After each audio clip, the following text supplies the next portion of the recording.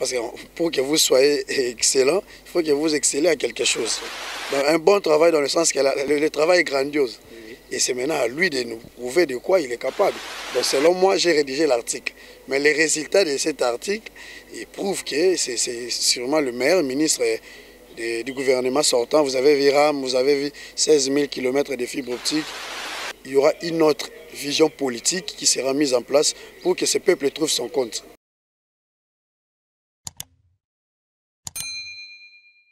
Bonjour, bonsoir, cela dépend l'heure à laquelle vous allez capter les antennes de Kintiona TV, une autre façon d'informer et de communiquer avec votre humble serviteur Ben Mavembo, les positivistes. Voilà pourquoi tout s'est pointé à l'horizon.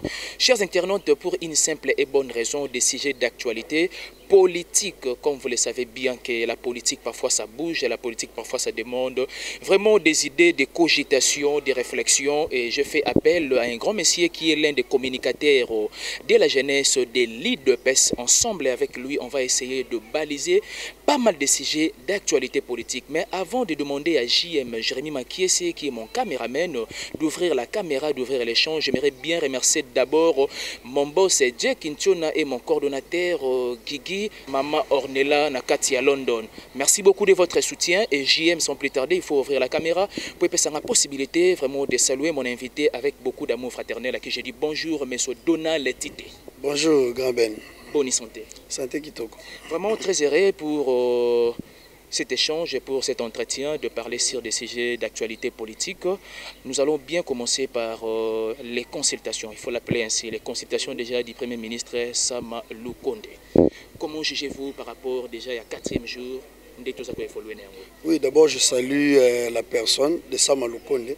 Quand je dis la personne, donc tout ce qu'il regorge comme compétence, comme vous savez, il n'a pas été choisi en vain. C'est un monsieur avec beaucoup d'expertise, beaucoup de compétences, et le chef de l'État a fait son choix, a jeté son dévolu sur sa personne. Donc mes félicitations. Et vous savez, le Premier ministre a une lourde charge. Il doit vraiment former un bon gouvernement. Quand je dis un bon, cela veut dire un gouvernement de chevronnés, un gouvernement de compétents, un gouvernement de gens qui ont l'éthique.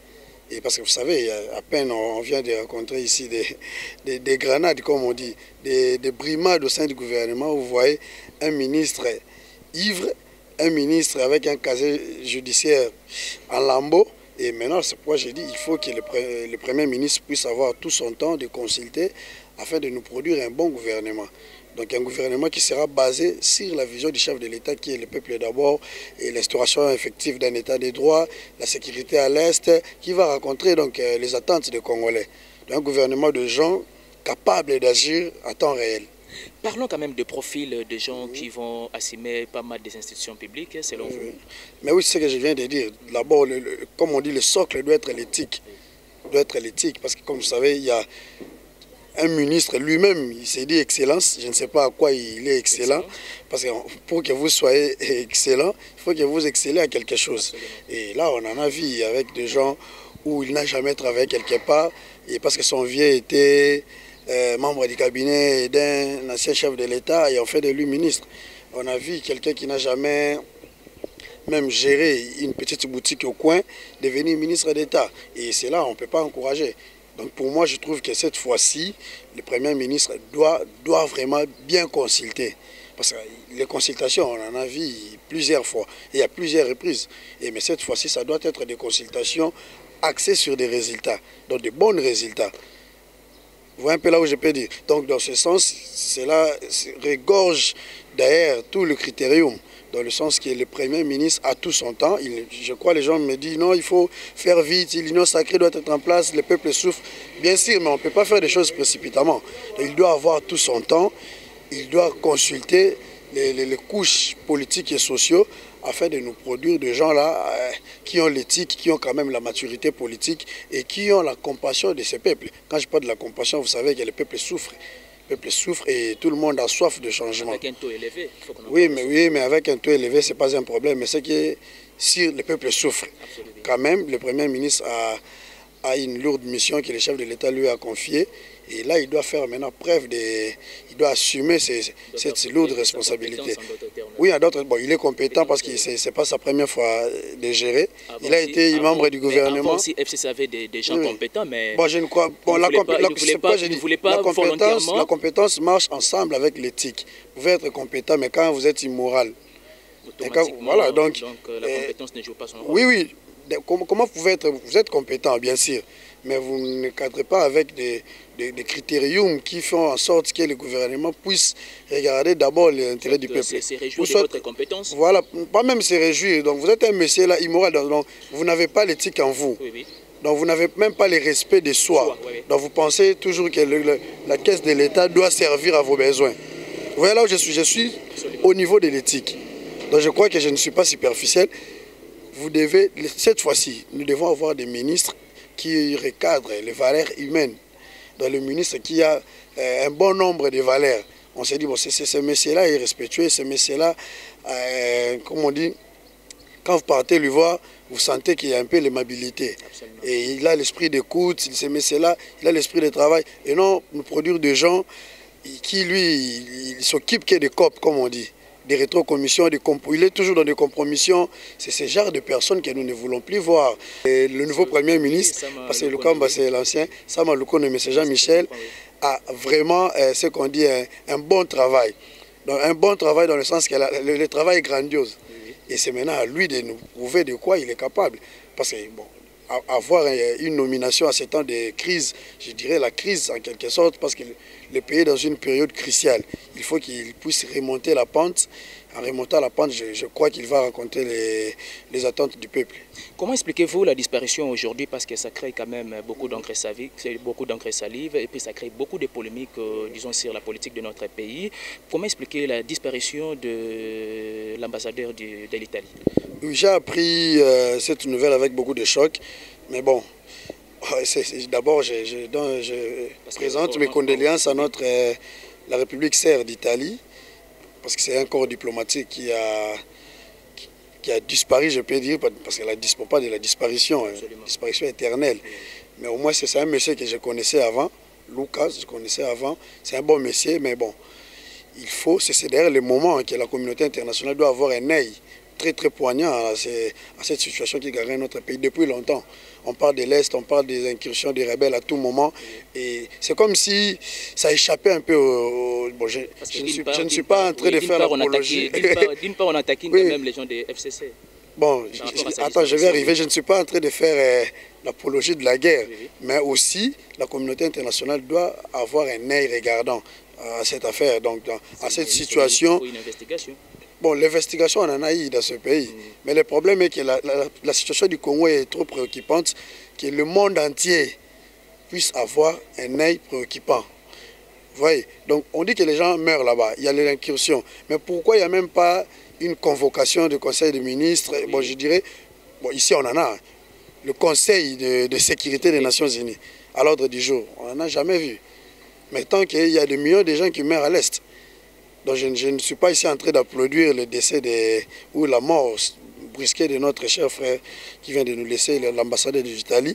Mais au moins, je suis en train aussi d'interpeller ou même de sonner la sonnette d'alarme à la communauté internationale, de leur faire voir que les gens meurent chaque jour.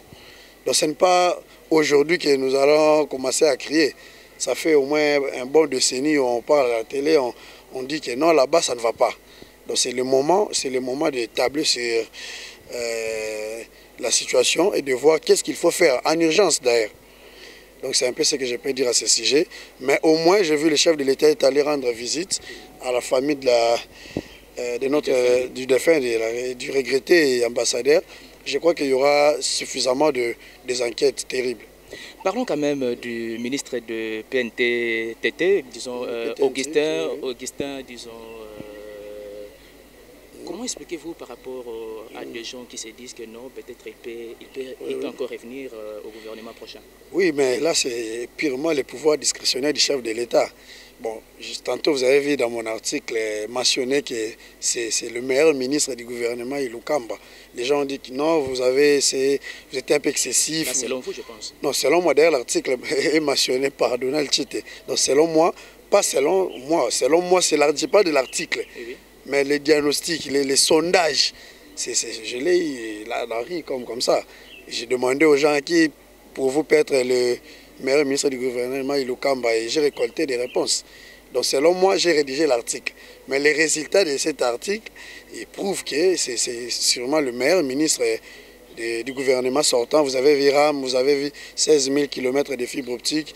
Et si le chef de l'État peut lui retirer encore la confiance en lui reconduisant au nouveau gouvernement, je crois que c'est réservé d'ailleurs dans le pouvoir discrétionnaire du chef de l'État. Je n'ai pas à dire, mais je ne veux pas aussi que cela soit comme on dit, le bouc émissaire. Hein. Le monsieur a travaillé, il est le meilleur ministre du gouvernement sortant, le gouvernement Ilou Kamba, mais cela ne fait pas de lui l'homme pétentique. Donc il peut être reconduit dans d'autres ministères. Parce qu'il nous a déjà prouvé de quoi il est capable. Parce qu'il a eu à avoir des décisions là terribles que ses prédécesseurs n'ont jamais même osé. Je peux parler, il y a beaucoup de cas qui touchent même à la sécurité. Parce que le secteur numérique, et je peux dire que c'est un secteur global. Et d'ailleurs, il s'est battu pour qu'à la longue, nous ayons la numérisation de notre administration. Donc c'est un monsieur qui a beaucoup travaillé, même si vous le mettez dans les finances, mines, dans le premier assiette du pays, je crois qu'il va toujours bien faire parce qu'il est habitué à bien faire. Et je ne vois pas pourquoi d'autres personnes diront non, il reste là, il reste peut-être. Non, c'est le pouvoir discrétionnaire du chef de l'État. C'est au chef de l'État de voir qui il veut et où placer. Je tiens à rappeler que vous êtes l'un des communicateurs de la jeunesse de l'UDPS, c'est M. Donald Tité. Ensemble, on essaye quand même de parler des actualités politiques. Je pense bien que ça sera peut-être la dernière question. Comment expliquez-vous par rapport à vos propres projets dans les jours à venir? Parce que vous pensez qu'il y a une visite... Je crois que c'est une lettre ouverte au Premier ministre, le nouveau Premier ministre, son Excellence Jean-Michel Sama Lukonde. Une lettre qui fait l'état des lieux. Depuis 2018 jusqu'en 2021, que nous sommes, l'état des lieux sur la situation humanitaire et sociale de notre pays, dans l'action politique dans ce secteur. Et je crois que ça va être diffusé à la télé, dans plusieurs de nos chaînes de télévision.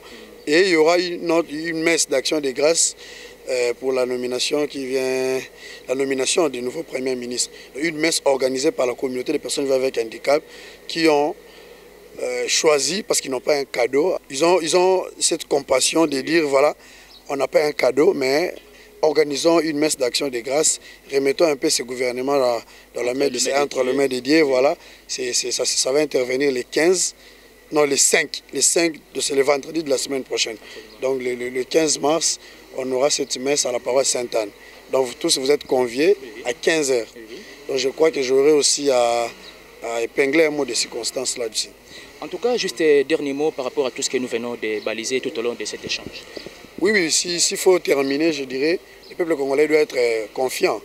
On a choisi le président de la République, on l'a élu, et là, il a maintenant un nouveau ordre politique qu'il a mis en place. Parce qu'avec l'Union sacrée, nous irons plus avec des gens sans éthique, avec des gens qui n'ont eu jamais la compassion à l'égard du peuple, tous leurs projets se sont axés sur les familles, les connaissances. Et je trouve qu'avec l'Union sacrée, il y aura une autre vision politique qui sera mise en place pour que ce peuple trouve son compte. Et je crois que nous devons faire confiance au chef de l'État. Quand vous parlez de l'Union sacrée, ça me donne l'envie de vous dire que certaines personnes, soit certains cadres du FCC ont tendance à dire que c'est le volume de non, la pas coalition. Le volume c'est ce qui prouve qu'on n'avait pas un leadership fort. Et maintenant, nous avons quelqu'un qui a la vision, d'ailleurs, qui est aussi un Quinois, qui est un Congolais, qui connaît un peu, qui maîtrise le rouillage. Oui, il n'avait pas des amis, mais bon, il n'était pas Quinois. Mais maintenant, on a quelqu'un, un vrai Quinois, et il connaît le Kassai, il connaît ses parents. Connaît ses parents, voilà. Il a quand même cette dose de compassion quant à son peuple. Et je trouve qu'avec l'Union sacrée, tout ira mieux. Tout ira mieux dans le sens qu'il y aura une dose de la volonté politique et les gens vont s'y mettre au travail. Surtout que nous avons maintenant une justice qui est très indépendante, emprisonnée devant, comme on dit, une foule de gens. Donc, au détournement du dernier public. Voilà, et c'est la première fois de voir des DG faire des tours de rôle au niveau du président de Makala. C'est la première fois de voir des convocations par-ci, par-là. Et donc je trouve que c'est déjà un nouvel ordre politique qui s'est installé. C'est maintenant à nous d'accompagner le chef de l'État. C'est à nous, le peuple, de s'approprier de cette vision parce que nous serons les premiers bénéficiaires Donc c'est maintenant à nous de se dire, bon, voilà, celui-ci a volé, qu'est-ce qu'il faut faire? Il faut aller en justice. On a confiance maintenant à la justice.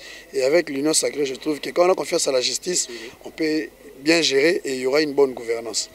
C'est un réel plaisir pour moi de te recevoir pour la toute première fois sur cette chaîne. C'est la première fois, mais on a toujours partagé de sentiments quant à ça. Merci beaucoup de votre attention soutenue et délibérée. Vous êtes tellement nombreux à nous suivre de partout. Merci de partager, merci de liker, merci de suggérer, merci de critiquer. Quant à moi, je vous dis à la prochaine émission. Merci.